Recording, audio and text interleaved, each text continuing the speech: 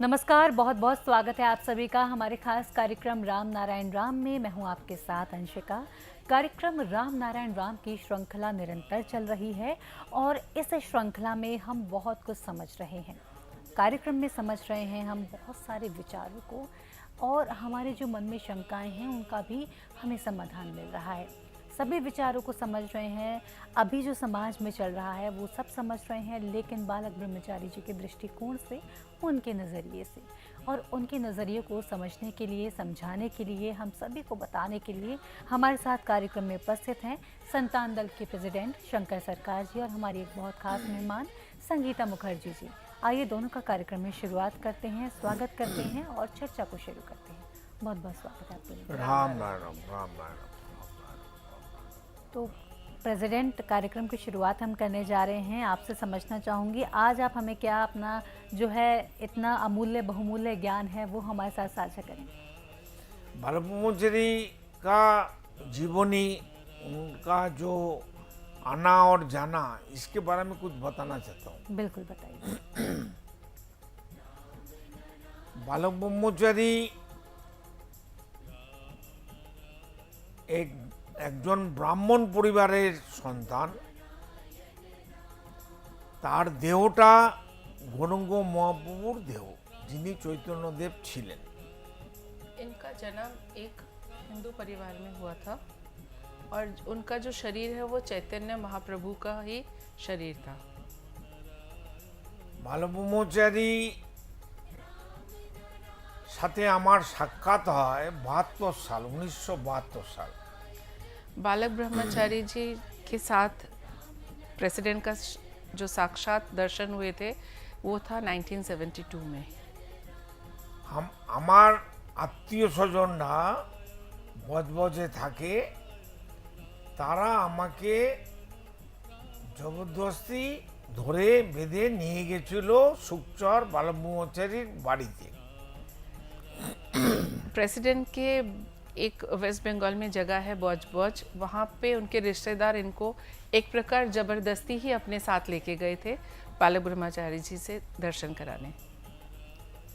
তো আমি যখন ট্রেন থেকে নেমে রিক্সা করে আশ্রমের কাছে এলাম, নামলাম, সেটা অনেক দূরে। जब प्रेसिडेंट ट्रेन से पहले उन्होंने सफ़र किया, उसके बाद जब वो रिक्शा करके वहाँ पहुँचे वो बहुत ही दूर था পুরো লাইন ছিল। और वहाँ इतनी भीड़ थी उनके दर्शन के लिए कि वहाँ बहुत ही लंबी लाइन लगी हुई थी। তো 10 মিনিট বাদ আশ্রম থেকে একজন লোক এসে আমাকে ডাকাডাকি করছে, শঙ্কর সরকার কে আছেন সোনারপুরে। अचानक ये करिश्मा हुआ।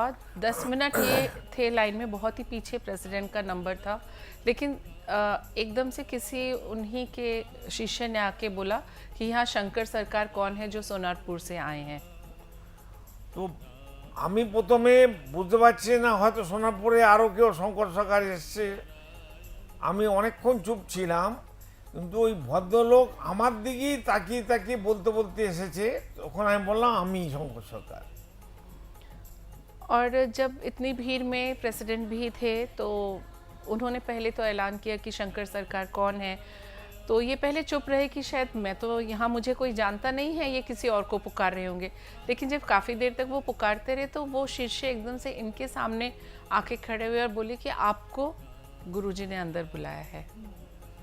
তখন আমি ওনার হাত ধরে ভিড় ঠেলে একদম 4 তলার উপরে 3 তলায় চলে গেলাম, লাইনের পাশ দিয়ে। उसके बाद इन्होंने उन शिष्य का हाथ पकड़ा और लाइन तो बहुत लंबी ही थी, लेकिन वो साइड से किसी तरह से ऊपर तीसरी मंजिल पे शायद थे गुरुजी, वहाँ ये लोग गए। प्रेसिडेंट, उस टाइम आपकी उम्र कितनी रही होगी? 22 साल। अच्छा, उस टाइम इनकी उम्र 22 साल की थी। গুরুজি দেখে আমাকে কাছে ডেকে ওনার ডান দিকে নিচে বসিয়ে দিল। महागुरु बालक ब्रह्मचारी जी ने इन्हें अपने पास बुलाया और अपने दाहिने तरफ ज़मीन में बैठने को कहा। আমি বসে পড়লাম। 2 ঘন্টা উনি দীক্ষা দিয়েই চলেছে একের পর এক। আমি বসে আছি, অধৈর্য হয়ে যাচ্ছি। अच्छा, इनकी तब उम्र बहुत ही बालकपन की थी, 22 साल की उम्र थी, धीरज भी कम होता है। और उन्होंने गुरुजी ने इन्हें 2 घंटे तक बैठाए रखा, दूसरे अपने शिष्यों को दीक्षा देते रहे। और उस टाइम प्रेसिडेंट अपने उम्र अनुसार बहुत ही अधैर्य होते जा रहे थे। তো 2-3 বার আমি উঠে চলে যাচ্ছিলাম। ওইখানকার যিনি মেন শিষ্য গৌরীশঙ্কর বলে, ও তখন আমাকে ধরে ধরে বসায়। গুরুজি ইশারা করে, সে আমাকে নিয়ে দোতলায় যায়, তার ঘরে হরলিক্স বিস্কুট বিস্কুট খাওয়ায়, মিষ্টি মিষ্টি খাওয়ায়। तो जब ये अपने स्वभाव अनुसार थोड़े चंचल थे ही, तो ये बार बार उठ के जाने की कोशिश कर रहे थे। और उस टाइम वहाँ पे जो उनके सबसे प्रमुख शिष्य थे गौरी प्रसाद, गौरी शंकर जी, तो गुरुजी ने उन्हें इशारा किया कि इन्हें बिठाओ। 2-3 बार ये फिर भी उठने की जब कोशिश कर रहे थे, फिर उन्होंने कुछ और इशारा किया तो उनको जो है पहली मंजिल पे ले जाके नीचे इनको हॉर्लिक्स और मिठाई विठाई बिस्किट दिया कि भाई तुम यहाँ बैठो। फिर हमको लेके आधा घंटा बाद ऊपर लेके आया गुरुजी का पास, गुरुजी पासे। अच्छा, फिर 1 ঘন্টা বসেছিলাম। তারপর সবার দীক্ষা দিয়ে দিল, আমাকে ডাকলো, আমি কাছে গেলাম, আমাকে জড়িয়ে ধরলো। মানে আমার বাবাও এরকম আদর করেনি। उसके बाद दोबारा ये ऊपर आए, इनको फिर लगभग 1 घंटा बिठाए रखा। जब सारे शिष्यों को उनके दीक्षा देना समाप्त हुआ, तब उन्होंने इन्हें अपने पास बुलाया और अपने गले लगाया। उस टाइम प्रेसिडेंट को ऐसा प्रतीत हुआ कि इतना प्यार, इतना एक प्रेम। अफेक्शन से जो उन्होंने इन्हें गले लगाया था, ऐसा तो उन्हें कभी अपने पिता के साथ भी प्रतीत नहीं हुआ। পরে আমাকে বসতে বলে উনি ভেতরে ওনার বিশ্রাম ঘরে চলে গেলেন। उन्होंने फिर उन्हें कहा कि अब तुम यहाँ थोड़ा बैठो, कह के वो अपने विश्राम गृह की तरफ फिर से चले गए। फिर 20 मिनट पार हो गए। अच्छा, 20 मिनट और निकल गए ऐसे बैठे बैठे ही। फिर गौरी शंकर आके उनका उन्होंने असिस्टेंट बोलছে चलो मालिक डाकছে। मतलब इनकी धैर्य की असीम परीक्षा लेने के बाद 20 मिनट और बाद इन्होंने कहा कि अब आपको अंदर बुला रहे हैं। তো আমি ভেতর গিয়ে দেখছি প্রচুর আশ্রমের লোক, ভিআইপি লোক বসে আছে। अंदर जाके प्रेसिडेंट ने देखा कि उस टाइम भी बहुत शिष्य अंदर हैं, कुछ वीआईपी लोग भी हैं जो खास उनसे मिलने आते हैं, वो सब अंदर बैठे हुए थे। আমাকে ওনার বিছনার গদির পাশেই ওনার গায়ের কাছে টেনে বসালো। इतने लोग होने के बावजूद भी उन्होंने बिल्कुल पास, अपने बिल्कुल निकट अपने साथ, मतलब टच करके ऐसे अपने पास बिठाया। তখন আমি কথা বলতে চাইছিলাম, আমি ওনাকে বললাম আমি আপনার সাথে একা কথা বলবো, এই সমস্ত আপনার লোকজনকে বলুন একটু বাইরে যেতে। अच्छा, प्रेसिडेंट ने उनसे कहा कि मेरे को आपसे अकेले में अब कुछ बात करनी है, क्योंकि लगता है इनके धैर्य की जो है बांध टूट चुका था। लेकिन मैं सबके सामने नहीं, पहले सबको बोलिए बाहर जाने के लिए। जी, গুরুজির মা ওখানে বসেছিল, ওনাকে বাইরে যেতে হয়নি। हाँ, गुरुजी की माताजी भी वहीं थी, लेकिन वो नहीं गई बाहर, वो अंदर ही थी कमरे के। গুরুজি আমাকে জিজ্ঞেস করলো তুমি কি করো। अच्छा, गुरुजी ने पूछा तुम करते क्या हो। আমি বললাম আমি ব্যবসা করি। বলে আচ্ছা। তারপরে বলল তুমি কত রোজগার করো মাসে। अच्छा, प्रेसिडेंट ने कहा कि मैं बिजनेस करता हूँ। तो उन्होंने बोला ये तो बहुत अच्छी बात है, तो तुम कितना कमा लेते हो। তো আমি বললাম 72 সালে তখন আমার যদি আমি চাকরি করতাম আমি 5-10 হাজার টাকা পেতাম, আর আমি এখন যা রোজগার করি অনেক টাকা। আপনি কি করবেন শুনে। अच्छा, इन्होंने कहा कि अगर मैं कोई साधारण नौकरी करता तो शायद 5-10 हज़ार मेरी इनकम होती মাসে। मंथली। 1972 की बात यह है। लेकिन मैं बिजनेस करता हूँ और मैं बहुत अच्छा खासा कमा लेता हूँ, पर आप ये जान के क्या करोगे। তখন গুরুজি বলল যে 5-10 হাজার টাকা মাসে যে রোজগার চাকরি করলে হতো ওইটা তোমার। अच्छा, उन्होंने कहा कि अगर तुम कोई नौकरी करते तो तुम कह रहे हो तुम्हें 5 या 10 हज़ार मिलते, तो तुम अपने व्यवसाय से जितना भी कमाते हो वो 5-10 हज़ार पे ही तुम्हारा हक है।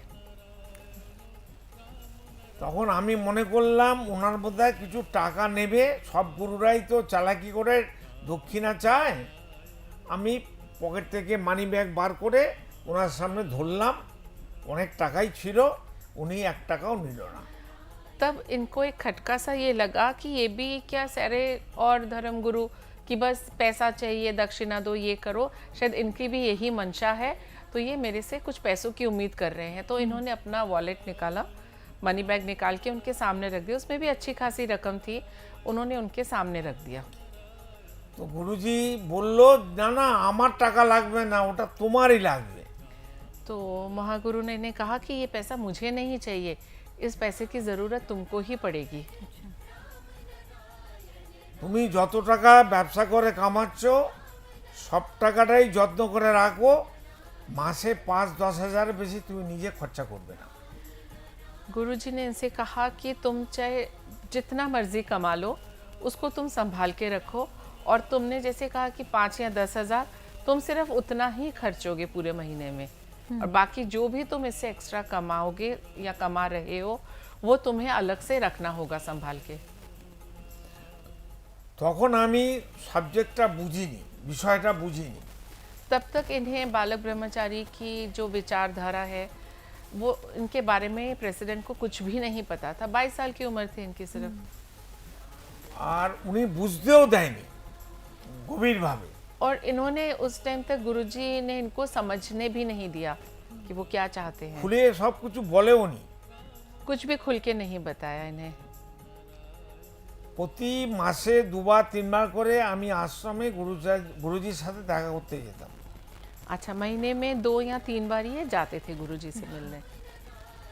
গুরুজি আশীর্বাদ भी देते थे, আমি প্রণাম করিতাম, আমাকে 5 টাকা করে প্রতিবারই হাতে দিত।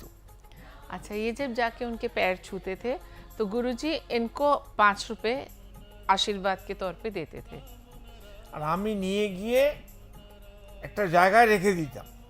अच्छा, ये पैसे प्रेसिडेंट खर्च नहीं करते थे, उसको जमा करते थे अलग से। जी। তো গুরুজি একদিন বলেছিল, তোমার অনেক টাকা জমেছে, ওগুলো ভালো করে রাখো, একদিন তোমারই কাজে লাগবে। हाँ, गुरुजी ने इनसे कहा कि अब तुम्हारा बहुत पैसा जमा हो गया है, पर तुम उसे अभी हाथ नहीं लगाओगे, ये काम आएगा ज़रूर बाद में। এখন আমি বুঝতে পারছি এই যে টিভিতে এত খরচ, কলকাতা থেকে আসতে যেতে হয়, যে কি খরচ, এই টাকাটা এখন আমি খরচা করতে পারছি।